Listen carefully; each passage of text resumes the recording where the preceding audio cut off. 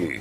¿Cuándo? ¿Dónde? ¿Cómo? ¿Por qué? Esas preguntas y muchas más para los periodistas que toman la posta y llevan adelante las investigaciones de las que todos hablamos.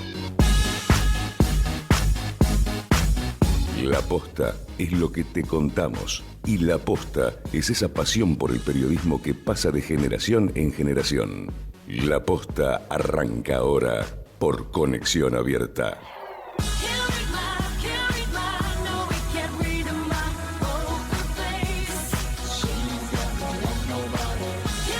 Muy buenas noches, bienvenidos a un nuevo programa de La Posta en Buenos Aires, que por fin no llueve, que está de a poquito levantando la temperatura. Es como que nos está abandonando un poco el invierno, que se adelantó bastante, que nos resfrió a varios, entre los que me incluyo, aunque no caí en la gripe. ¿No tenés gripa, Costa? No tengo gripa, ¿No tenés gripa? como dice la señora Mirta Legrand, Claro. Pero hay que cuidarse. Hay que cuidarse.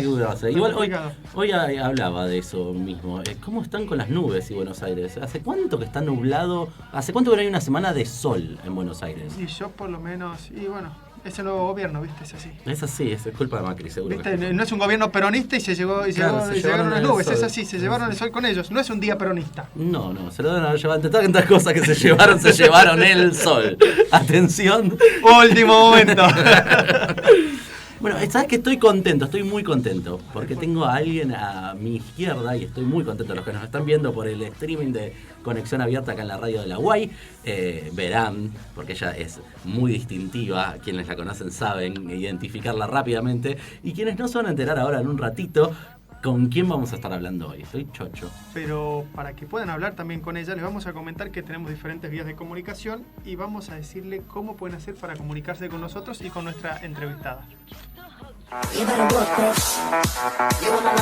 ¿Querés contarnos la posta? Comunícate con nosotros por Twitter en @lapostacea, en nuestra página de Facebook, La Posta CA, o por mail a lasperiodísticas@gmail.com. Nuestros usuarios en Twitter son CypherDaniel y @JMCos.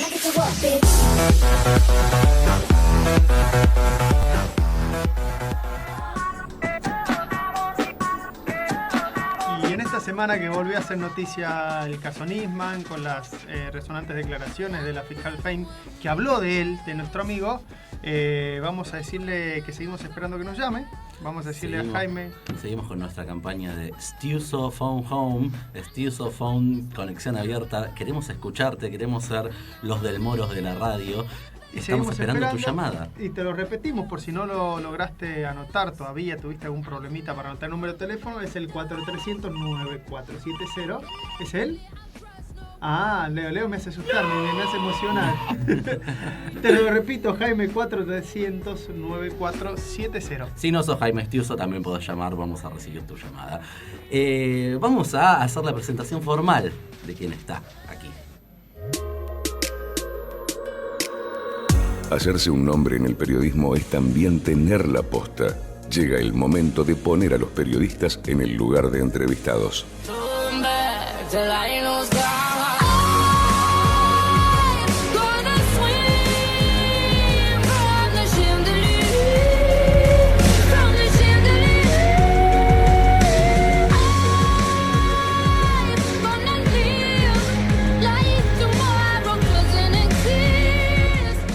Mira, creo que es la primera vez, yo no sé, ahora le vamos a preguntar, pero yo no creo ni que se defina ni como periodista ni como cronista, y sin embargo es una de las mejores en ambas cosas. Yo he tenido el privilegio de editar, es muy grande la palabra editar sus notas, pero de recibir sus textos para publicar columnas en la revista Noticias, impecables, una prolijidad y una claridad en los conceptos que ha escrito esta mujer que tengo aquí a mi lado, Adriana Amado, que es investigadora especializada en temas de comunicación política, pública y en medios. Es una mujer moderna, muy moderna, porque uno habla de decir, bueno, si sos un especialista en comunicación y pensás que sos un bicho vetusto de las universidades y de sociales de la UBA, pensás. Y no, es una mujer que no tiene ningún despecho en analizarte qué significa la aparición de Vikis y Politakis en los medios, como que te puede hablar de qué explican los políticos cuando hablan. tiene esa virtud, esa ductilidad para manejarse en los medios, y sacó uno de los mejores libros. ¿Viste que hay libros que marcan épocas? ¿Viste? No sé, Robo para la Corona. Bueno, para los periodistas hay un libro que marca una época, que es Política Pop, de líderes populistas a telepresidentes. Es ella la autora, yo lo estoy leyendo, lo recibí el otro día en la radio, muchas gracias Adriana, y lo estoy leyendo, me lo estoy pero morfando todos los días cuando voy y vengo de Radio Nacional. Es apasionante, es una mirada totalmente novedosa y fresca de cómo comunicaban los políticos latinoamericanos y otros políticos que tienen vínculos muy cercanos con los políticos latinoamericanos. Y de eso y de otras cosas vamos a estar hablando con ella. Colabora en La Nación, en Ámbito, en la revista Noticias, como dije. Es investigadora de la Universidad de La Matanza y dirige el Centro para la Información Ciudadana, una ONG muy copada, y además entren a su página catedraa.org.ar, que es, la verdad, un chiche. Adriana Amado, ¿cómo andas? Ay, después de tantos halagos y los aplausos ahora, ¿qué decirte? Qué gusto estar con ustedes. Gracias. Dimos la lección completa. ¿Aprobó? Sí, no, él tiene 10, él sabe, es uno de mis mejores. Ella me quiere, ella me quiere. Sí, lo quiero mucho.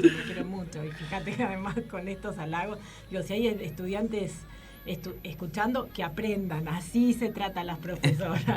Claro, eso sí. Hay que hacer los deberes, hay que conocerlo. Yo vi un detalle mientras él te describía. Para los que no lo pueden ver, ella tiene un dije que tiene la forma de una llave. ¿Vos tenés la llave para entender a los políticos? No sé si tengo la llave, tengo la curiosidad para hacerlo. No sé si conoces el cuento de Barba Azul. El cuento de Barba Azul era que estaba prohibido abrir la puerta para dar la explicación. Y la verdad que a veces con el tema de la política y desde la academia, a veces está prohibido tener otras explicaciones, ¿no? Es un poco lo que decía él, que mi curiosidad va más allá de lo teórico, de lo cual estoy apasionada. Pero me encanta la realidad, me encanta, yo no sé si soy periodista contestando esa inquietud, sí que soy una comentarista de actualidades que me encanta ver, hoy me fui caminando, atravesé la ciudad de Santa Fe, metiéndome en unos barrios un poco complicados porque no me lo decía el Google Map, pero la verdad que valió la pena, porque es donde ahí uno ve la vivencia. Entonces me parece que veníamos sacralizando la política y veníamos sacralizando algunos consultores políticos y algunos periodistas que ponderaban de qué era la política, y la verdad que ninguna de esas explicaciones me parecía interesante, me aburrían bastante. Y empecé a ver que la política latinoamericana se parecía mucho a la televisión, al punto tal que los últimos líderes tuvieron su propio programa de televisión y pasaban más horas frente a las cámaras que en un escritorio gestionando. Y también entendía que las sociedades entienden mucho más de la televisión que los propios académicos y la propia política. Entonces, se me ocurrió decir, ¿qué pasa si lo explicamos en esa clave?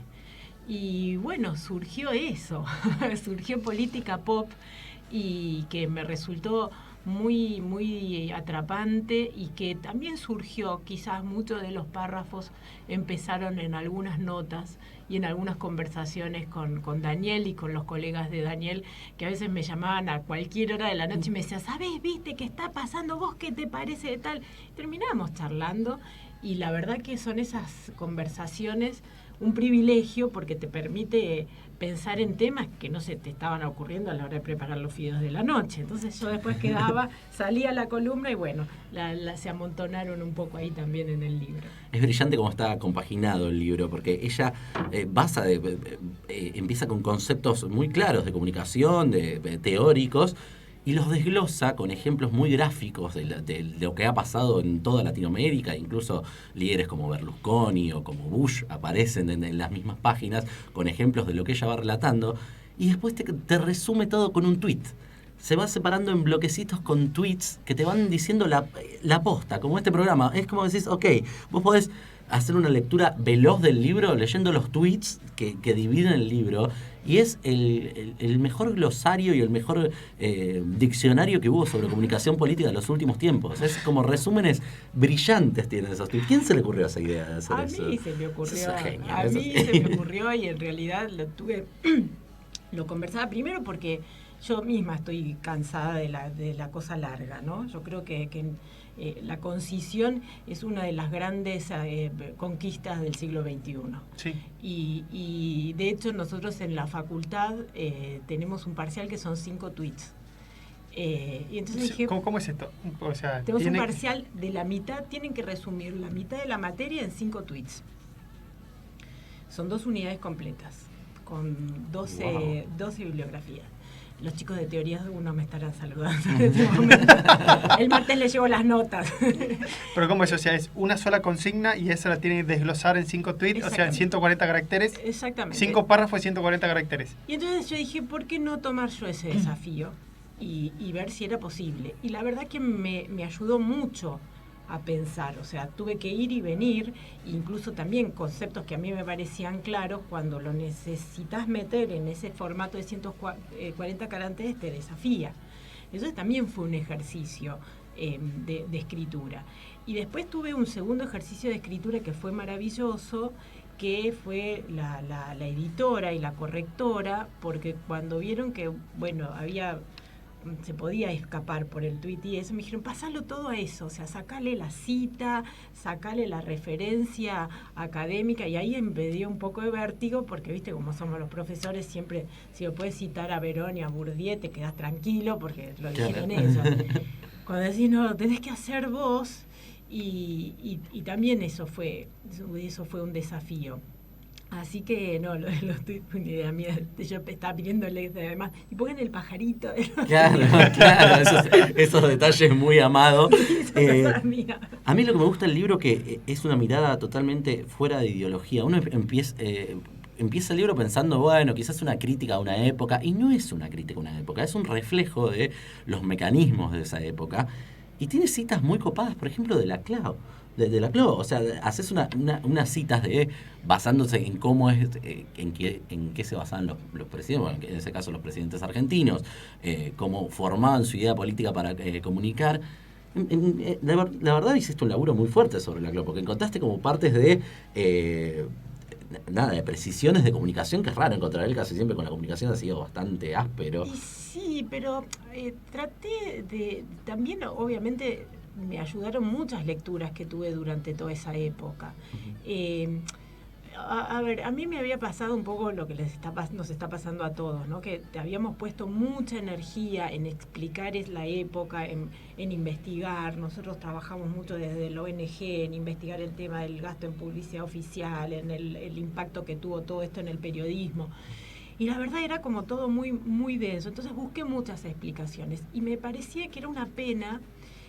Estaba casi segura, en ese momento, te estoy hablando cuando empezó esto hace 2 o 3 años, que nos íbamos a olvidar rápidamente. Y cuando yo decía, mira, van a pasar 6 meses y ya no vamos a saber qué es kirchnerismo. No podía ser, hacía 2 años. Digo, yo... ¿Vos tenés esa sensación todavía ahora? Sí, pero porque he visto otros procesos. Digo, yo viví la época del gobierno de Menem y vi también fanatismos mucho más acentrados. Y después vi que no lo saludan en la calle, digo, y después vi cómo rápidamente todo el mundo negó. Vi el entusiasmo del Frente Grande y de la Rúa. En ese momento incluso hasta trabajé en el Congreso. Viví de adentro la renuncia de Chacho Álvarez, o sea, vi procesos en la Argentina en el cual habíamos abrazado causas y líderes de una manera que parecía la renovación absoluta, y terminó el poder y terminó el cuento. ¿Es muy de Argentina eso o notás que es algo que es común a la región o hay alguna característica que pueda llegar a tener un país o una época? Tiene mucho que ver con la Argentina, tiene mucho que ver primero con nuestra idiosincrasia y sobre todo con la idiosincrasia porteña. No podemos olvidar que Argentina está muy concentrada en Buenos Aires y que parte de la cultura porteña, que no es la cultura del país, sí impacta en la política, porque la política se resuelve acá. No solamente se resuelve acá porque está la sede administrativa, sino porque vive entre el distrito conurbano y la provincia de Buenos Aires el 40% del padrón electoral, con lo cual el humor o el estilo de los bonaerenses si no es total, por lo menos es definitorio. Es definitorio. En ese sentido. Pero también nos pasa, y ahí viene un poco la explicación de la cultura pop, es que nosotros somos sociedades que justamente esa vocación que tenemos por el melodrama, por el culebrón, ¿sí? que además es el producto cultural de Latinoamérica, es innegable, es lo único que le mandamos al norte. Digo, el único... Novelas. Claro, si no son colombianas, son brasileñas, si no son... bueno, mexicanas. hasta películas argentinas, películas mexicanas. Pero a ver, sí. Betty la Fea es el producto que conoce todo el mundo de Latinoamérica, y fue una de las pocas productos que tomó Hollywood y la reformuló. O sea, digo, es muy poderoso. Esa forma de explicarlo desde el melodrama tiene que ver también con nuestra base, ese cruce cultural entre lo indígena, lo autóctono y lo cristiano. Y todas son culturas que viven de fábulas, que digamos que construyen su saber desde la parábola, desde el cuento ejemplar, desde decir, ves, el hijo pródigo, la multiplicación de los panes. Entonces, cada vez que vienen y nos cuentan una parábola, entendemos. Entonces, el potencial que habían tenido estos personajes, que son gente muy pop, porque ninguno viene ni de la academia, tampoco son grandes políticos, contrariamente a lo que se dice, son personajes que lograron una cuota de celebridad en un determinado momento porque fueron muy afortunados con las circunstancias y de pronto desplegaron lo que sabían hacer. O sea, son gente que se formó en la lógica del pop, de la televisión, de la cultura masiva, de la moda, del impacto, de la celebridad. Hicieron eso cuando llegaron al poder, del show. De lo mesiánico también, esto de yo vengo a traerla, a redefinir. Que eso también es cristiano. Por eso, entonces, es esto que hablamos, sí. Hay esa cosa en Latinoamérica que vos decís, bueno, ahora viene... El Redentor. No sé, ahora viene el Redentor o el superhéroe, que también coincide mucho con una cuestión de época. Ustedes vieron que se han vuelto a poner de época los superhéroes. Sí, claro. O sea, los superhéroes, ¿cuándo aparecieron? En la posguerra. Exacto. Es decir, cuando el mundo estaba desilusionado, en crisis, entonces empezó a encantarse con el cuento del Salvador, de aquel que viene y vuelve a poner el orden perdido. Entonces, no es casualidad que en este cambio de siglo vuelva Superman, vuelva el Hombre Araña, vuelven todos. La Mujer Maravilla, que Cristina debe estar, pero la lectura de Cristina, todos. Si nos escuchara algún día, va a ser, me dijeron La Mujer Maravilla. No, yo la había puesto los Cuatro Fantásticos, ¿viste? La viuda esa con el pelo colorado. Ay, sí, es verdad. Es ella, la viuda vengadora. Sí. Mira qué bien. Yo noté algo que vos creaste, un concepto que es muy, muy bueno, que es redefinir lo que es popular en el libro. Contame un poco qué decís vos cuando decís popular en un líder. Nosotros a veces, en la academia le gusta mucho asociar lo popular con lo telúrico y lo folclórico, eso no es popular. Eso sí fue popular en algún momento, entonces se intenta restituir porque tiene toda esta cosa antropológica, ¿no? Pero lo popular es aquel ritual en el que todos participamos con alegría. Y eso sea ir a la cancha, ir a un recital, o ir a una marcha, o ir a festejar el Bicentenario. El tema es que ese ritual pop es un gozo en sí mismo, como el de la televisión. Y parte del ritual es que gozás un ratito y nadie puede estar todo el tiempo en un recital. Digo, los partidos de fútbol sabiamente duran 2 horas. Nadie podría estar un día entero en la cancha. No hay corazón que aguante. No hay corazón que aguante. Es decir, el entretenimiento es fascinante, porque pero es efímero, claro, exacto. ¿Entendés? O sea, vos terminás de ver una película, incluso vas dosificando viste, las series vienen cada vez más cortitas, de 40 minutos, porque uno necesita, aunque después te enganches, pero vos necesitas saber que eso tiene fin y que vos le pones el play cuando querés. Lo que no entendieron los políticos es que al ir a buscar a la gente al entretenimiento, porque estamos ahí, que se podían quedar. Claro. Entonces eligieron una narrativa que es muy intensa, es muy atrapante, pero que no puede durar tanto.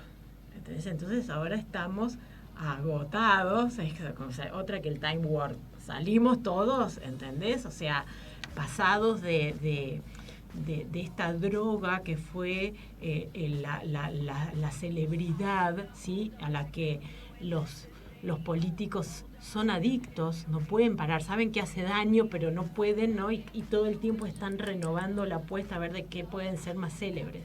Yo, a medida que leía que voy leyendo, porque todavía no lo he terminado, estoy apasionado, me voy imaginando, ella habla de estos conceptos, y yo pensaba en Cristina, en la evolución de Cristina, de empezar haciendo no conferencias, pero charlas pequeñas, poca presencia tenía, era casi no se veía cuando era primera dama, y de pronto empezó a elevar su perfil hasta cadenas nacionales interminables, a presencias en actos con aplaudidores en diferentes lugares, ya sea en la Casa Rosada o en la Quinta de Olivos o donde fuera que sea, se armaba un aparato del show, productoras, publicidad por todos lados, y yo decía, ¿cómo funciona eso? ¿Funcionaba eso? A ver, yo la entiendo, porque yo crecí viendo Buenas tardes, mucho gusto, entonces yo cada vez que hago algo en la cocina la dispongo como si estuviera preparando algo para la televisión. Es verdad. Entonces, y todos queríamos ser Susana Jiménez,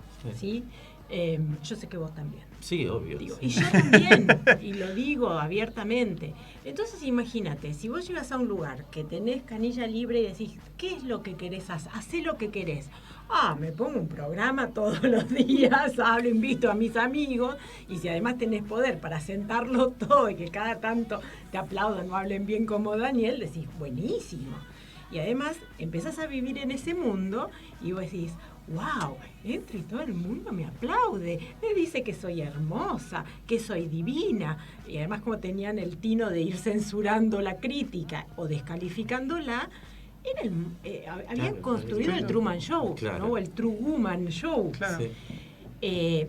El tema es que... ¿Ella creyó en esa burbuja? Totalmente, y a mí me consta, hay cosas que yo no las puedo contar acá sí. En el libro, pero acá sí, porque esto es invierno, no pasa nada. Yo he escuchado muchísimos asesores directos, he escuchado gente que estaba en esas cadenas nacionales, que a veces no empezaban porque la luz no era la adecuada. Entonces uno vieron que estaban los periodistas en Twitter ansiosos, decían, dice que iba a empezar a las 18 y son las 18:20 y no empezó, estaban cambiando un foco. Digo, eso es un nivel de divismo. Y lo mismo pasa con Correa, o lo mismo pasaba con Chávez, en donde además, bueno, en el caso de Chávez, él empezaba el programa y cuando terminaba, o sea, claro, se sobaba, y además, si no te interesaba lo que decía, dejabas la televisión prendida a ver cuando se levantaba para ir al baño, porque decís, pero este hombre, por favor. Encima no va al baño, es en la silla especial. No es irrisorio pensar entonces en el mito, ya que nosotros somos una ciudad mitológica, una sociedad mitológica, como decís, de que Andrea del Boca la coachaba a ella para sus discursos. Pero yo creo que Cristina la coachaba a Andrea del Boca. A mí me parece que era al revés. O sea, ella tenía un don, decía, o sea, no era una persona carismática en el sentido beberiano, porque sí, de hecho no es una persona, Kirchner era más carismático. Exactamente, era más cercano en ese más sentido. Empático. Más pero empático, Cristina sí, era muy histriónica. Eso sí. La forma, además, a mí me pasó, yo tuve una ingrata tarea que fue leer casi todos los discursos, la transcripción que se había subido en la página para otros. ¿Cuánta esdrújula que tuviste que leer? Esdrújula inventada, el necesario, el funcionario. Pero además encontré una cosa que lo escribí en un lado y nunca nadie me dio bolilla y yo estoy obsesionada con eso. Le transcribían con las faltas gramaticales. Sí. O sea, ella no manejaba, o sea, usaba muy bien esa cadencia, pero cuando vos lo veías por escrito, no había concordancia de sujeto y predicado. Exacto. Pero como que nadie lo notaba porque era tal esa digamos, te embelezaba. La impostura, sí, en el sentido de la posición, ¿no? Que parecía decir, esta persona debe estar diciendo algo. Claro, acompañaba con el cuerpo. Exactamente. Y la cadencia, y los movimientos de manos. Era el muy... dramatismo, el llegar a un momento nudo de desenlace, aunque no esté diciendo nada. La inflexión de la voz en el momento adecuado, la pausa para el aplauso. Tenía momentos de ópera. Ahora, eso no encantaba. No. Paradójicamente, eso el que nos tenía entretenidos eran los analistas y a los periodistas. En el caso de la gente, si uno ve la evolución de su credibilidad, no de las encuestas de imagen, pues esa es otra de las mentiras de todo este asunto, ¿no? Pero uno se ve la oscilación. En el único que Cristina, desde que sube hasta que se retira, va en baja, siempre. Nunca tuvo ni siquiera la luna de miel que sí gozó la famosa, que no creo que sea tal, pero bueno, digo, ese ascenso de imagen después de asumir el poder. Ella no le pasó nunca. Ella asumió y al día siguiente... se leyó como una continuidad desde el principio. Exactamente. Incluso una continuidad del gobierno de su marido. Las únicas veces que ella rompe esa curva descendente fue cuando enviudó, cuando se enfermó, que fueron en los momentos en que se desimpostó, ¿no? Se perdió el histrionismo, se la vio demacrada, se la vio compungida y ahí fue donde pegó credibilidad. Cuando fue lo que pasó con Néstor, básicamente generó empatía. Creo que fue en el único momento que generó empatía. Y el falso cáncer también, es verdad. Exacto, y fue después. Y fue a ella lo que le dio ese escalón para el segundo periodo, que también le había pasado a Menem. Claro, porque cuando nosotros analizamos hijo. por el hijo, exactamente. Y si nosotros analizamos y de nuevo piensan que fue el marketing político, no, fue la única vez que estos líderes encontraron una empatía con la sociedad porque los vimos sufriendo. Como sufriría uno. Exactamente. Como si fuese el vecino del lado. Fue en el único momento en que uno logró eso. Bueno, a Chávez le pasó algo similar. A Chávez le pasó lo mismo. Entonces, fíjate que la evidencia es justamente que estos tipos ganaban adhesiones cuando se sacaban toda esa parafernalia. ¿Y qué le pasó en el segundo periodo? En vez de entender que había sido esa cuota de humanidad, ella se abroqueló y triplicó el gasto de publicidad oficial, triplicó la cantidad de canales que tenía a su disposición, tenía canales de YouTube por donde fueras, tenía direcciones de Twitter, de páginas web. Canales de YouTube, por la cantidad. O sea, tenías Cristina Fernández, pero después tenías Casa Rosada, después tenías Argentina R, CFK Argentina. Entonces, era impresionante. Y la pregunta es, pero al final resultó ser que se nos fue alejando. Y así fue que terminó ella comprándose el personaje, se deshumanizó y perdió esa conexión que en un momento pareció tener. ¿Es ella o el entorno que la fue llevando como una cajita de cristal y ella terminó, entre comillas, en una jaula de oro? Ahí es donde, digamos, me parece que lo saludable que es la crítica, ¿no? Es decir, que a mí me parece que quizás esta intensa crítica a la que está pasando Macri, que no le perdona nada, lo va a salvar. Porque lo obliga a repensar todo el tiempo. Y por suerte, por ahora, reciben esa crítica. Lo que pasaba antes fue que no. Entonces eso te genera como una doble frustración, porque la persona se va alejando de lo que vos estás queriendo decirle y vos te enojas mucho más. Entonces parte de esa polarización también tenía que ver con que no había escucha. Y pasaba con ese entorno que en algunos casos te decían por lo bajo, sí, bueno, qué macana, pero no se animaban a corregirle la falta de ortografía en la transcripción de discursos, así que imagínate, le ponían aplausos entre paréntesis, y vos decís, ¿qué sentido tiene transcribir un discurso oficial que ponga aplausos? Claro. Entonces cuando hicimos, yo había bajado todos los discursos y los pasé por una nube de palabras, viste, para ver que me dijera. Y la palabra que más aparecía era aplausos, que la tuvimos que sacar porque no era algo que decía. Claro, No era algo que decía ella, claro. Faltó el fin de cita. Claro, entonces vos decís, bueno, y eso te está dando un poco cuál era la actitud incluso de los asesores cuando, y ella lo cuenta en la biografía autorizada, ella cuenta justamente que dice, yo decía, y el orden del desfile del Bicentenario era uno, y yo le dije, no, ponelo por acá, y sacaba, bueno. Sí, lo ha hecho con Tecnópolis. Estamos hablando con Adriana Amado, un placer escucharla. La verdad que sí. Realmente es habilidosa para contar las cosas. Vamos a hacer un break, un segundito, con nuestra clásica maricoteca. Te traje un tema tranquilo. ¿Me lo vas a dedicar a mí? Te lo voy a dedicar a vos, bueno. sí. Es un tema ochentoso, como vos, digamos, pero con una versión hermosa, como vos. Claro, exactamente. Me están piropeando mucho, me estoy empezando a poner del color estoy de mimoso, tu tengo suéter. viernes de mimos, tengo. Así que te vamos a poner... Ay, ¿cómo me haces eso? Me desconcentraste, querido. Me sacaste un banana por el redón de la galera. Te traje un tema clásico de los 80, Bizarre Love Triangle, pero por una versión muy dulce y muy suave de una banda perdida, que es, ¿viste esas bandas que tienen un One Hit Wonder, que son una sola canción y nunca más las ves? Bueno, esta chica hizo eso con esta remake de este tema. Escuchen.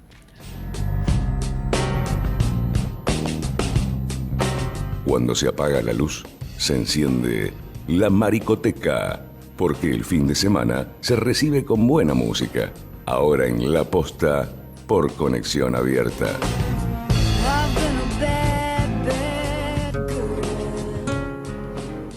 Every time I think of you, I get a shot right through into a bolt of blue. It's no problem of mine, but it's a problem I find, living a life that I can't leave behind. There's no sense in telling me the wisdom of a fool won't set you free, but that's the way that it goes, and it's what nobody knows. And every day my confusion grows. Every time I see you falling, I get down on my knees and pray. I'm waiting for that final moment you say the words that I can't say. I feel fine and I feel good. I feel like I never should. Whenever I get this way, I just don't know what to say. Why can't we be ourselves like we were yesterday? I'm not sure what this could mean. I don't think you're what you seem. I do admit to myself that if I hurt someone else, then I'll never see just what we're meant to be. Every time I see you falling, I get down on my knees and pray. I'm waiting for that final moment you say the words that I can't say.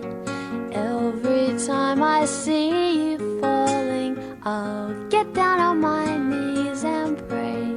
I'm waiting for that final moment you say the words that I can't say. La Posta está en Radio Conexión Abierta. Party girls, don't get hurt, can't feel anything. When will I learn? I push it down, push it down. Seguimos con Adriana Amado, esto es La Posta, y me quedó pendiente una pregunta justo sobre lo último. Vos nos hablabas, los festejos de lo que fueron el Bicentenario en la era kirchnerista. ¿Cómo pensás que van a ser ahora los del Bicentenario que tenemos ahora en 2 meses? El 9 de julio, en la era post. Yo primero quisiera aclarar, yo no sé si decir una era kirchnerista, porque parte de la lógica pop es convertir todo en marca, ¿viste? Entonces de pronto es como decir Coca-Colero. Digo, es el gobierno de Cristina. Obviamente esos festejos fastuosos no hay espíritu. También vos pensás que en el 2010 todavía veníamos del coletazo de bonanza, estábamos todos embriagados en el consumo, cambiando pantalla plana y entonces era un subidón ese festejo. No creo que estén dadas las condiciones.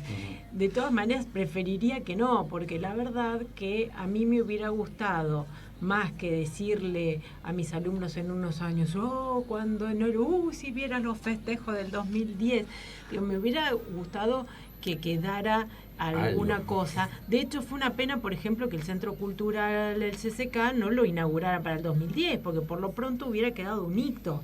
O que Tecnópolis tuviera algo más que muñecos de telgopor, porque después estaban llorando porque se deshicieron los muñecos, pero los hubieran hecho un material más durable. Hubieran hecho Disneylandia, que sigue persistiendo, pero lo hicieron de una cosa tan volátil que no queda nada. Entonces, te pasa como con el recital. Digo, yo prefiero cada vez más comprar el disco, porque por lo menos renovar y lo puedes compartir. Claro. Cambio, algo que trascienda y no que sea efímero. En cambio, si te toca un recital como el de Coldplay, que llovía como si fuera el fin del mundo, te tenés que ir al Estadio Único de La Plata, que ya también es un sacrificio. Y claro, está bueno, lo viste a Coldplay y todo, y después volvés a tu casa y ya está. Entonces, me parece que son hitos como para dejar, qué sé yo, a mí me encantaría que del Bicentenario quedara una autopista señalizada. Entonces esta es la autopista del Bicentenario, o un puente, o algo que no sea esta digamos, autocelebración. Esta autocelebración, que estamos todos contentos, listos, pero después, ¿viste? ¿Qué nos queda de eso? Pero igual, ya no hay tiempo ni para hacer la autopista, ni para cortar de nuevo no son tiempos ni para eso. Yo te quería pinchar un poco, porque hablabas de esto de que estos no son los tiempos. Y yo, ¿sabes qué? En estos días, a ver si quiero pimponear como hicimos en otros tiempos con vos, porque yo he notado un vicio que tiene Macri en particular, que no, es verdad, no tiene la parafernalia ni la intención de sobrepoblar toda pantalla que haya alrededor, pero está estaba refiriéndose mucho a los sentimientos. Sí. Digamos, está la revolución de la alegría, a mí me suena la fuerza del amor kirchnerista. Quiere ser feliz, quiere que tener confianza, estamos como muy zen, muy abstractos, y a mí no sé qué te genera a vos, pero a mí me genera mucho ruido cuando el poder te habla de sentimientos, porque los abstrae. O sea, exactamente, lo convierte en un mensaje, entonces ya no es sentimiento. Él lo supo despertar, porque creo que parte del éxito de la campaña de Macri se explica por dos factores. Uno, que fue a tocar los timbres y a sentarse a tomar mate con la gente, cosa que además le ha hecho muy bien, porque era una persona que no conocía. Lo bajó al llano, claro. Lo bajó al llano, y de hecho, para mí es toda una experiencia. Yo trabajo en el conurbano, y ese paisaje de casas que nunca se terminan de pintar, de veredas que están irregulares, de plazas asoladas, sin pasto, también es una experiencia. También entendés un poco la Argentina cuando vos transitas lo profundo. Entonces me parece que hizo muy bien, eso lo conectó mucho. Y el otro factor era el factor Boca Junior, que es un factor recontra pop. Entonces mi hipótesis es que Macri ganó porque era más pop que Scioli. Entonces era el sucesor obvio, y de hecho Cristina termina bailando el 9 y el 10 empieza la nueva temporada con Macri bailando. Es verdad. Y en el mismo escenario. En el mismo escenario. Y además había un hito anterior, que fue cuando Cristina le agarró esa catalepsia, que se puso a bailar, y estaba Scioli al lado, y Scioli estaba durísimo, como diciendo, ¿qué le pasó a mamá? Es verdad, en el Kirchner, en el Centro Cultural Kirchner. No la conozco. Y yo creo que ahí fue que dijeron, va a ser todo tan gris y tan aburrido. Ahí se plantó como que él no era el sucesor. En cambio, Macri se dijo, listo, vamos a hacer la revolución de la alegría, con mucho más espíritu evangelizador que Cristina, porque Cristina no es evangelizador en el sentido de las grandes. Cristina era muy buena encantando a sus seguidores, pero nunca pudo salir del cerco. círculo de... Yo siempre tuve un choque muy fuerte cultural con la frase de la fuerza del amor, cuando estaba entre las varias fuerzas de la que habló Cristina en sus campañas. La fuerza del amor a mí me chocó particularmente, primero porque perdón, se arrogaba el amor igualitario en ese momento como una conquista propia y un derecho a agradecer, que siempre me pareció muy chocante este corte desde el poder de decir, bueno, esto es nuestro y lo logramos nosotros, cuando muchos hemos laburado y nos hemos rasgado las vestiduras por esos temas. Pero al margen de eso me parecía también como chocante desde lo estético, la combinación de fuerza y amor. Lo mismo me pasa con Macri, con revolución y alegría. Me parecen como que son conceptos que se chocan en las palabras. Como el resistiendo con aguante. Sí, el de ahora. Sí, pero digo, nadie escucha eso. Lo digo, por eso no se puede hablar de sentimientos. Los sentimientos se despiertan. Uh-huh. Y me parece que la diferencia entre Cristina y Macri es la misma que hay entre una secta y una religión evangélica. La secta es excluyente. Vos tenés que creer y no se cuestiona la palabra del líder, no se menciona, por eso no se corrige, como las Santas Escrituras. Ahora, vos fíjate que las... grandes religiones tienen varias... El evangelista que tocan grupos de rock... Te acepta dicen, como seas. Sí, o como viste, dicen estos países brasileños, llega Jesus Freire, Mao, y todos vengan y está bien y no importa. Yo una vez en esta lógica, porque también Daniel está para que no me deja mentir, yo voy a hacer muchas observaciones participantes a espectáculos pop para ver qué es lo que se siente. Y me fui cuando estuvo Palau en la 9 de julio, ¿se acuerdan? Sí. Yo fui y dije, estos cortan la 9 de julio, voy a ver de qué se trata, y me encantó, casi me hago de la religión, porque el tipo decía, si todos separados, si tu marido te pega, no te preocupes, vení, acá vas a encontrar. Y yo dije, wow, qué bueno, yo por tradición soy católica, y hace mucho que no voy a misa, y cada vez que voy, o porque viste vas a un casamiento y todo, te recuerdan tus pecados, lo mal que haces, lo que no das misa, ¿viste? Y uno ya tiene demasiados problemas como para que encima te carguen uno.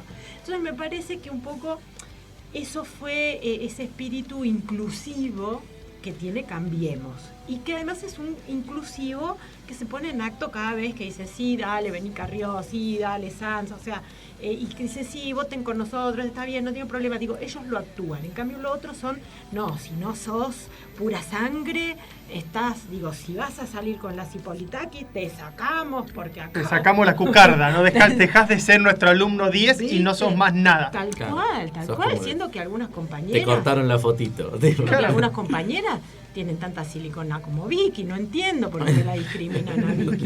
Pero bueno... Porque no la llamaron a bailando, debe ser. No sé. Vos hiciste una síntesis, una columna muy... A ella le gustan los desafíos, porque ella, de Vicky Hipolitakis, escribió una columna en Noticias, no hace mucho tiempo, el año pasado creo que fue, así que fue después de mi era, en Noticias. No se la pediste vos. No se la pedí yo, y me pareció una brillantez absoluta, porque ella concluyó que Vicky Hipolitakis era como el estereotipo de su tiempo, porque vos hablas de algo, ella habla de los mediáticos, pero además habla de algo que me gustaría saber a qué llamas esto, que es la mediática, que es como para mí es un concepto novedosísimo. ¿Qué es la mediática como concepto? Y es esta narrativa, es como el lenguaje. Viste que uno ahora en estos tiempos tenés que aprender inglés, tenés que aprender un poquito de portugués, tenés que aprender el lenguaje de Twitter o de Facebook, y también tenés que aprender la mediática. Y de hecho la gente, como ve mucha televisión, la sabe. Vos viste que cualquier corte de la gente más humilde, viene la cámara, se ponen derechitos, se dice justicia, o sea, se ponen en situación, y cuando va la gente al talk show, habla y sabe bien cómo tiene que expresarse, porque todos manejamos el lenguaje mediático, de verlo. Uh-huh. Y es por eso que enseguida detectamos cuando quieren mentirnos. Enseguida detectás cuando esa persona es auténtica y cuando está hecha para decir, ay, vení, te quiero mucho, ¿no? Entonces, creo que, volviendo a eso que vos decías, me parece que Macri no tiene mucha mediática. Macri tiene mucho, o digamos, le va bien. El momento de las tortas fritas con el hombre genial, de los 100 pesos. No, eso es, fue un intento. Fue un intento para. Pero ese es y yo creo que ese es el que la que mejor maneja Macri, que es el 1 a 1. Dentro de la mediática es el género del reality show. Claro. Que es el del señor cuando iba, porque esa cara de sorpresa que pone Macri ante el pobre es genial.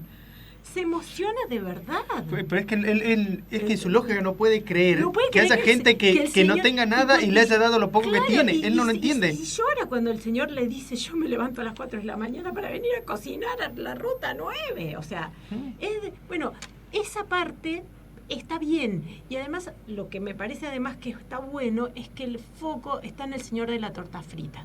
Entonces, si vos, digamos, aprovechás el aparato de comunicación del Estado para contar la historia de ese hombre, hasta te puedo perdonar que la uses en tu favor como presidente, pero porque está muy bueno que vos te encuentres con un tipo que labura en esas condiciones. Y seas un protagonista secundario de la historia. Y ahí seas un protagonista secundario. Entonces, a mí me parece que si va por esa mediática, está bien.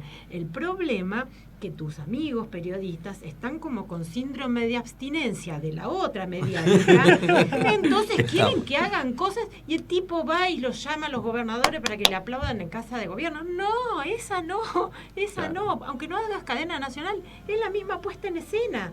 Esa no sirve ya, no sirve focas aplaudiendo los anuncios. Pero ¿Y Snapchat, Snapchat sirve? Ay, cómo se enojó Gallo en una charla cuando yo... ¿Darío Gallo? No, Julián Gallo, que fue el que sí le manejó, porque yo dije, ay, ningún presidente se animó a tanto.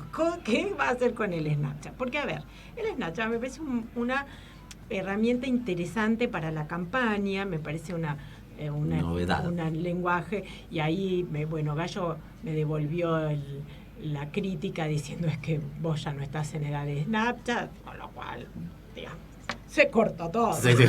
No se habló más en ningún término. No, pero a ver, el Snapchat me parece que no es muy institucional.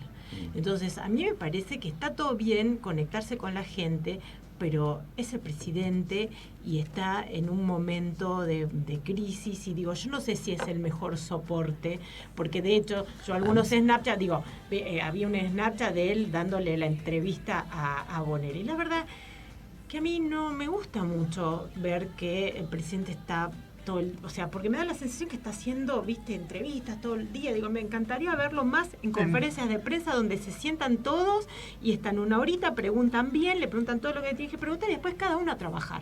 El periodista a hacer la noticia, el presidente a gestionar el país y ya está. Porque yo hoy en la radio tenía un debate con Diego Scott en Radio Nacional, porque él está de usuario en Snapchat y estaba... me chicaneó, dijo, es el fin de los periodistas, porque yo hoy vi como en Snapchat 4 horas antes de que los medios lo levantaran, vi como Macri se había juntado con Tevez y no sé qué otra cosa había visto.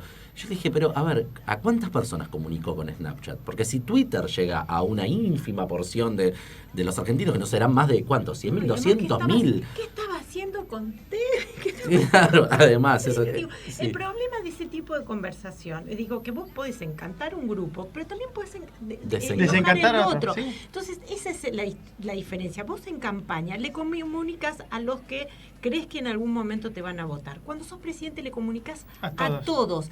Y entonces tu comunicación tiene que ser prudente, sabiendo, y además tenés que entender que cada mensaje va a ser interpretado de la manera más irreverente que se te ocurra. Entonces, después no puedes reclamar como reclamaba Chávez, Correa, me sacan de contexto, me malinterpretan. Es parte del juego de la comunicación. ¿Puede ser por esto que lo resguarden tanto desde su gabinete para que no hable tanto él? No, yo creo que él no quiere hablar. Él es acuariano, no les gusta hablar, no. Es su estilo. De hecho, creo que lo fuerzan demasiado. Lo fuerzan demasiado ahora a hablar, bastante. y me parece que eso no funciona. Pero de nuevo, la gente no quiere a alguien histriónico, la gente quiere a alguien genuino. Y si vos sos genuino... Néstor Kirchner nunca habló. Y sin embargo mantiene un lazo afectivo mucho más fuerte que el que tiene Cristina. Sí. Es cierto que falleció y eso en nuestra cultura cristiana redime. Exacto. Pero también pero nunca habló y era torpe y parte del encanto estaba en que él se mostraba con la torpeza. Entonces, me parece que ese es justamente el error del consultor político, de creer que hay un formato estándar y que todos tienen que ajustarse en el formato. O porque te dio resultado el Snapchat, tengo la obligación de todos los días Snapchatear algo. O no siempre. Y además también tenés que entender que la mediática, digamos, el medio es el mensaje, en el sentido de que vos terminás adaptándote al medio. Entonces, yo aprendí, después de equivocarme muchas veces en Twitter, que por ejemplo no podía jorobar con Daniel o con Diego Rojas, que es otro gran amigo con el cual nos decimos cosas, pero claro, la mayoría de la gente no sabía si estábamos hablando en serio, si era mentira, parte de la conversación. Entonces, yo cuando tengo algo que decirles, les mando un WhatsApp y nos divertimos. Digo, porque también esa cosa de exhibir todas las cuestiones me parece que no es correcto, pero también fue un aprendizaje de que me encontraba con que yo tenía gente, mi grupo de seguidores que es de otro país. Y yo ahora también empecé a hablar, cada vez que digo, es la Argentina, porque no sabían de qué país estaba hablando. Hay como ciertas reglas y donde el medio te lleva. Entonces, si vos querés estar en Snapchat, perfecto, pero sabés que no vas a decir nada. Claro. Entonces, ¿tenés ganas de no decir nada? Es más valioso lo que llegase a ese grupo de seguidores que todas las críticas o suspicacias que pueda generar, que es un poco también lo que pasó con la cadena nacional. Claro. O sea, la cadena nacional generaba muchas más críticas y más resistencia que lo que producía. ¿Y qué hacía? Que televidentes, porque los que mirábamos la cadena nacional éramos 20. Y que tenemos la obligación de mirarla porque tenemos que escribir sobre la cadena nacional. Realmente, cosa que además lo hubiéramos visto sin cadena. Sí, y los 20 eran los que cultivamos Twitter, o sea, éramos el círculo rojo, digamos, por decir una forma, la gente que tiene Twitter, que mira con sentido crítico o no, o para apoyarlo, pero era una ínfima parte, lo veías en las tablas de rating de cómo bajaba, cómo el cable subía y todos los canales caían, se pinchaban. Pero fíjate que el costo que daba elegir ese estilo despertaba mucho más enojos que adhesiones. Claro. Entonces decís, ¿por qué insistís en eso? Yo sé que eso era una prerrogativa y lo justificaban y todo, pero el tema es, no te sirve, que es un poco lo que estoy tratando de plantear con la política pop. Muchachos, dejen de esas pavadas, porque no le cree nadie. Digo, lo que pasa que, claro, es un negocioso para los medios, porque estar en la televisión, llevó mucho dinero a los medios, la pauta para estar, pero no solamente a nivel nacional. Cada municipio compraba espacios en las señales de cable para pasar los baches que estaban rellenando. Bueno, hemos hecho carreras de productores. Javier Grossman, el hombre detrás de todos los shows del gobierno, porque eran los shows del gobierno, además de que debe haber ganado su buena plata, se volvió un tipo muy importante en la industria cultural, cuando era un outsider, un tipo que venía laburando, pero de pronto pegó un salto de calidad a las cosas que hace. A ver, ¿qué medio en el mundo tiene $1 millón de presupuesto para gastar? Claro. No existe. Era como la televisión ideal para él. Ni en la CNN deben tener eso de presupuesto. Claro.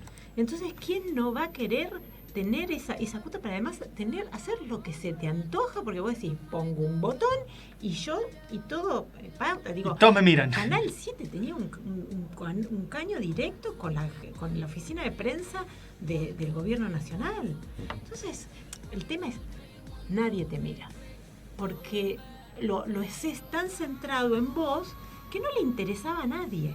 Entonces, parte del problema, y yo lo lamento muchísimo por la cantidad de colegas que se quedaron sin trabajo, pero también entiendo que cuando yo les decía hace unos años, muchachos, tienen que construir público, porque si no tienen público, nadie tiene un medio que no tiene destinatarios. Y si el destinatario es el que te paga, bueno, cuando terminó, decir, fue muy lindo mientras duró, pero hay que saber dejar el privilegio cuando se acaba. Claro, es muy difícil decir eso. Coincido plenamente. Pero a ver, del otro lado estamos los ciudadanos, no solo que pagábamos eso indirectamente, pero no me hablaba a mí. No. Entonces, un medio sin... Vos tenías la sensación que estabas en todas las pantallas, pero no te veía nadie. Y de ahí es donde digo que ahí es fundamento la amnesia de la que hablaba al principio.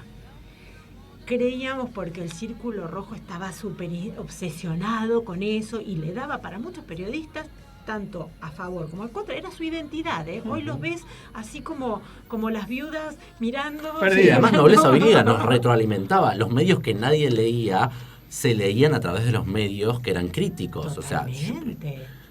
Yo he hecho millones de notas sobre pauta oficial, sobre contenidos en programas. O sea, 678 fue tapa de medios hegemónicos, como les llamaba, medios grandes, de tiradas considerables, que seguramente tenían más llegada a través de esos medios a cierto público que directamente. Pero a ver, por 5 veces más de rating, la Nata cerró el programa, o sea, no existía claro, rating. Lo mismo las señales. No hay país del mundo en donde haya 6 señales de noticias. Entonces hoy lo que te encontrás es ese desasosiego y esa crisis, esa crisis. Ayer veía C5N, un señor que estaba tratando de explicar un robo en Recoleta que no decía ni dónde era, ni quién le había dicho y que no podía decir, y otro que decía, bueno, pero sería un coleccionista que no puede decir quién es porque no tengo que ver. Estuvo 2 minutos hablando de una noticia que no era. Entonces, estamos ya lamentablemente terminando el programa porque necesitaríamos mucho más para seguir hablando. Vengo cuando quieran, chicos, olvídense. Es vecina, por lo que nos enteramos, por lo que nos contamos de cerca, así que la vamos a llamar de nuevo. Pero vos hablabas de las viudas. Hace un rato los periodistas quedaron viudos. ¿Cuál fue tu apreciación de la reaparición de Cristina? Porque fue muy gracioso. Yo trabajo en la redacción de Todo Noticias y tenemos los monitores de todos los canales de televisión, ¿sí? Y fue un flashback ver en el momento en que ella sale a escena y volver a ver todos los televisores con ella. Sí, pero todos. A mí me pareció, viste, como cuando pasan Arma Mortal número 43, vos decís, ya la vi. Porque ¿cómo? Arma Mortal 1, 2, 3, bien. Ya cuando van por la versión 12, viste, decís, pará, ¿no? Es un poquito mucho digo, es esa reedición que parece, también les dio, resultó así, digo, sacó todo lo que había en su momento, pero no alcanzó. El primer día le hacían las notas, el segundo día también, el tercer día ya le tiraban huevos de los balcones. Digo. Sí, y creo que es en esa, lo que pensé en lo que vos decías antes, los medios nos quedamos con la lógica de los tiempos antiguos. Totalmente. Porque todos los medios cubrieron como cadena nacional algo que podría haber sido bastante más intrascendente. Sí. Nos cuesta salir. Pero además, ¿sabes lo que me pasa con los medios? Y me pasa con todos. Quedaron como comentaristas, o sea, acostumbrados a que tenían que ver por la pantalla el discurso y después glosarlo y explicarlo. No entendieron tan bien que ahora necesitamos... Ahora que pueden, hay que salir a buscar las historias. Y salir a buscar las historias. Yo he visto las notas de los 100 días del gobierno de Macri, en donde iban 3 presidentes, mira, el furcio, 3 periodistas de cada medio, y era pregunta-respuesta. Algunos, por ejemplo, Clarín lo llamó reportaje. Vos decís, lavate la boca, porque el reportaje es un trabajo de fondo de investigación. Pregunta y respuesta es entrevista, que es el grado 0 del periodismo. Esto que estamos haciendo, perdón chicos, digo, es dejar que la persona hable. Ahora, a mí me gustaría que cada vez que el presidente decía en el diario, en su entrevista, vamos a crecer a tal índice, hubiera un cuadrito al lado que me explicara de qué era el índice y que llamara a un experto y decir, ¿usted cree que va a ser? Digo, que pongas en contraste lo que te dice. Ahora citamos, entonces Cristina dice que va a volver, y eso era el comentario. Como la desmentida, como desmentida en sí. Va a volver, claro. ¿En qué condiciones? Y la verdad que yo, como ya no creo me cuesta mucho encontrar una perspectiva en el periodismo, estoy dedicándome a la astrología, los astros dicen que no. Igual hacele tu pregunta al final, porque ella niega que es periodista, pero es una periodista aunque lo niegue. No, igual habló de colegas hace un rato, así que sola se metió en el medio. Sí. Nosotros lo que hacemos es que todos los entrevistados digan o den cuáles son sus 3 tips de trabajos básicos antes de encarar un libro, una nota, una cobertura en la calle. ¿Cuáles son aquellas 3 cosas que para vos son fundamentales para llevar adelante la tarea periodística? Yo leo 10 veces más de lo que escribo. si no tengo esa proporción, no me siento. Y eso significa googlear, pero no googlear el dato que te aparece primero, sino bucear. Hoy tenemos una herramienta fabulosa que es la web, entonces creo que además uno tiene que ir más allá de esa primera búsqueda, ¿no? Lo importante suele aparecer en la quinta o sexta página. Sí. Y suele aparecer en donde no pensabas. Yo a veces busco por la imagen, digo, no por el texto. Entonces, viste que el Google te da la opción. Entonces, leer mucho, ir más allá y cuando tengo y tratar de ir siempre con la contraria.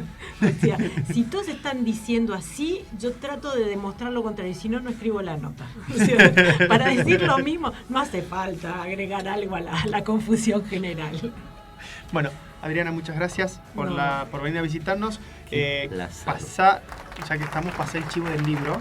Sí, el libro, se llama editorial, ¿dónde lo podemos conseguir? Pasá todo el chivo ya que estamos acá. Es su librería amiga, porque por suerte esto lo distribuye Paidós y son gente que ya está, pues constaté que estaba en todo el país, estoy en Córdoba, en Santa Fe, y la verdad que es un gusto. El libro se llama Política Pop, y bueno, encantada, y digo, también me encuentran en el Twitter, y me encantará discutir con cualquiera y con todos estos conceptos, porque con este espíritu de contradicción ya me preocupa que me digan que está tan bien. Digo, yo quería que generara que un la poco más de polémica. Te vamos a invitar de nuevo. Cuando terminemos de leer el libro los dos, cuando lo termine te voy a tirar el lado B de la historia. Buenísimo, por favor, muchas gracias. Gracias a vos. Como qué lindo siempre, viernes. ¿Viste qué lindo viernes? Nosotros siempre terminamos el viernes muy arriba porque la gente tiene que salir a mover el esqueleto. Y él siempre tiene preparada alguna canción muy arriba. Exactamente, la maricoteca alegre para irnos ¿viste Blur Lines? Una canción clásica, creo que de los 90 me parece que es. Bueno, hay una versión drag. 3 chicas drag queens, que 2 de ellas estuvieron en el programa de RuPaul, hicieron la versión Blur Vines, que es por Vines, una de las mediáticas de Estados Unidos, que nada, una chica cantante que terminó con problemas de adicción y toda una vida muy trash, una especie de ¿cómo se llama? Paris Hilton, una especie de Paris Hilton, pero de la música que nada, y tuvo sus golpes. Plata también. Claro, no, sabes que no, bastante plata hizo, pero también se la chocó bastante de frente. Y estas chicas drags la sacaron del olvido, agarraron su canción conocida y la tunearon de esta forma. Nos vemos el viernes que viene, señor Costa. Esto ha sido La Posta, muchas gracias, hasta la próxima. Gracias.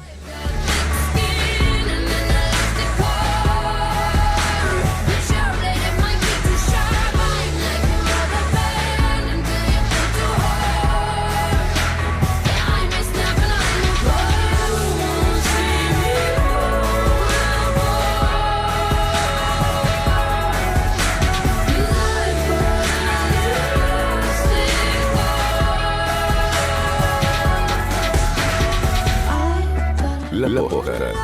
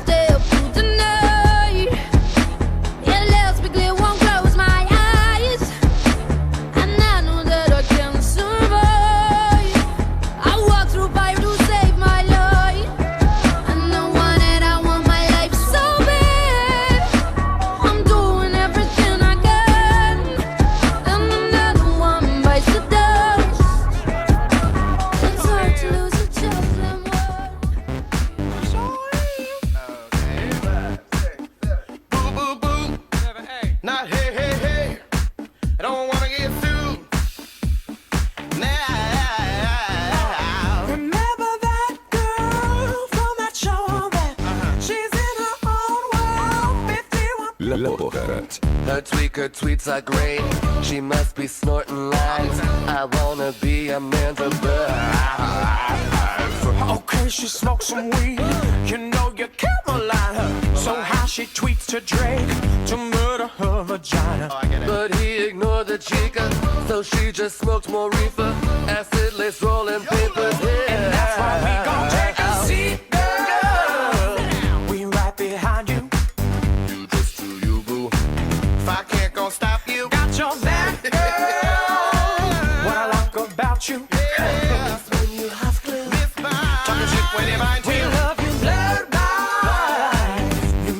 sexy.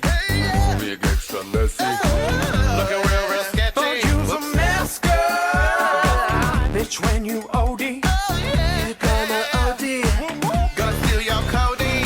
Britney Lohan, Charlie Sheen and Russell Brand all agree that she's the man. Wait, hold up, she was in, she's the man. Bitch couldn't care less.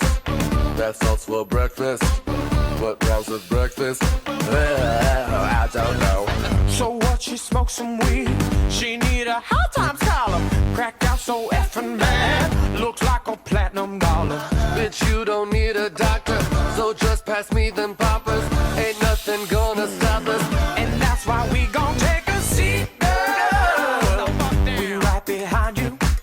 You just do you, boo. I can't go stop you. Got your left, girl. What I like about you.